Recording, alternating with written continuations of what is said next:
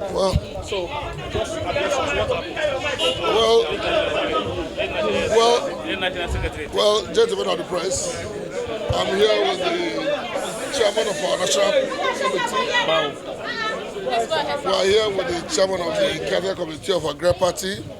You know, the lifespan of the national committee of the party expired on the 9th of December 12 midnight, and the cabinet committee was appointed by the NEC and board of trustees of our party.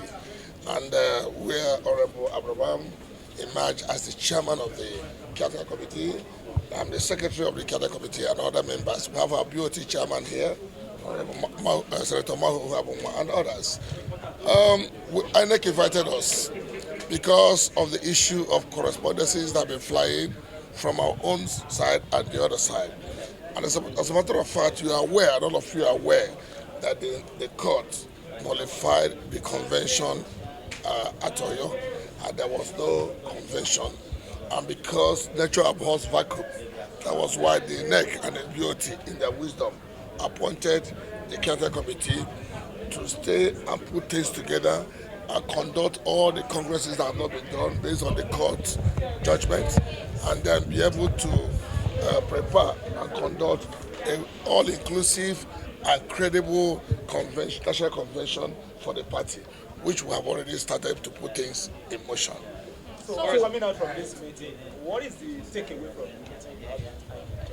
Well, the other argument is, I must say, we have a man who has been blessed by God with wisdom, and the commissioners, the way they spoke to us shows that they really want this party to continue to strive as the major opposition party in Nigeria. And we as members of the party are ready and prepared. So they're looking at the issues and options of how to bring peace for us. So we're yet to get a decision of INEC on the matter, but both sides spoke, and we're all able to punch out the loopholes where the problem is coming from. It has to do with greed, ambition, and ego of some people. And as a matter of fact, as a responsible party, we believe in the rule of law, the electoral guidelines, and the INEC guidelines, and of course, the constitution of our great party, which is it's a great norm of whatever we are doing. So far. What is your message to Nigeria from the People's Democratic Party? The PDP is still PDP. We will still remain PDP.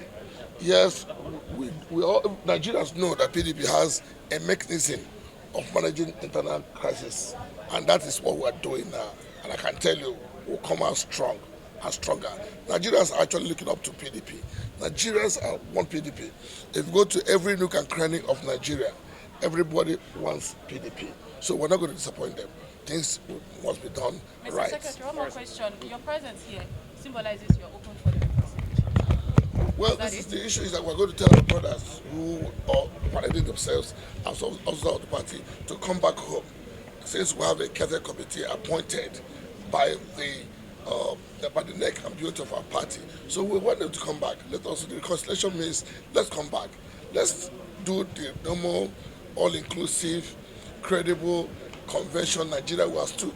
That is a convention. Some of them might be lucky to emerge from their various states also as members of the National Committee. But for now, the only recognized body is the National Cabinet Committee of the party, headed by Thank you very much. Mr. Chairman, sir. You give the meeting the INEC chairman. We know that it's a closed-door meeting. But give us a sense of what happened during the meeting. We were invited last night by the commission to attend the meeting this morning.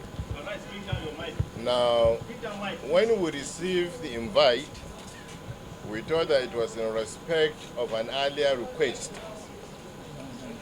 made by us to meet with INEC leadership and discuss and resolve some housekeeping issues. When we arrived this morning, however, we discovered that some former members of our party who had earlier been expelled were also invited, according to INEC, with a view to looking for possible solutions that will solve what the chairman described as lingering problems within the People's Democratic Party. So we had spoken with him from our own perspective. We've made presentation of what we think the issues are. And we've spoken to those issues. And INEC had listened to us.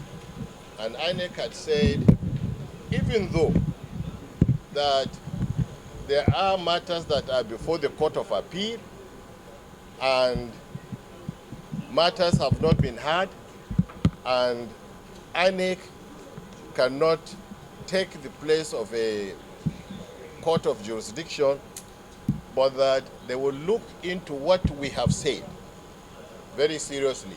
And I'm sure if they do that, they certainly will come back to us.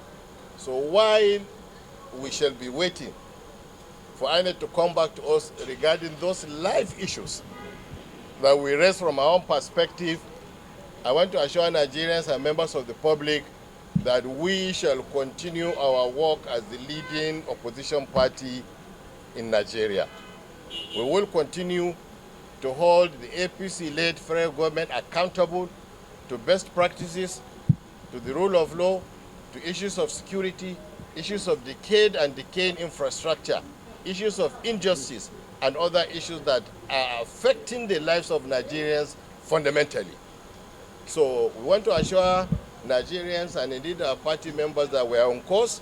We shall continue to remain on course by the special grace of God. Mr. Chairman, sir, on the issue of recognition by the electoral umpire, these are two invitations extended to members in the language of the electoral umpire, members of the same party. Does the INEC recognize the other, I don't want to use the word faction, the other group as members of, as authentic leadership of the party, or the one you are led as the authentic leadership of the party? Which one is recognized by INEC? Where elders, for instance, sit down to settle a land dispute between brothers or between people who are laying different claims to that land, certainly elders will know that one of those people is the legitimate owner and the other person may be claiming to be the owner. But at the end of the day, everybody will be heard by the elders. So that at the end of the day, nobody will say that elders came, they spoke to us, but I have not been given opportunity of a hearing. No, a fair hearing. So I think what they have done, in the spirit of wanting to reconcile, I think it's something that was proper. If you inviting us, and then you are not inviting other people who are claiming to be what they are not, then probably it will be us talking to ourselves. And so I do not see any difference in what you're saying. I don't see any problem with that. I don't. Mr. Chairman, you mentioned that INEC gave you time. Is there a particular time that we should wait for? No. The chairman thanked us for attending, and I believe that just like he said, that himself and his commissioners sat yesterday till late in the evening to discuss issues that affect political parties in Nigeria, including PDP. So I'm sure they will also sit down and look at the submissions that we particularly have made. And then I'm sure when they are ready to come back to us, they will come back to us either by a similar invitation or probably by way of a correspondence. Sir, lastly, sir,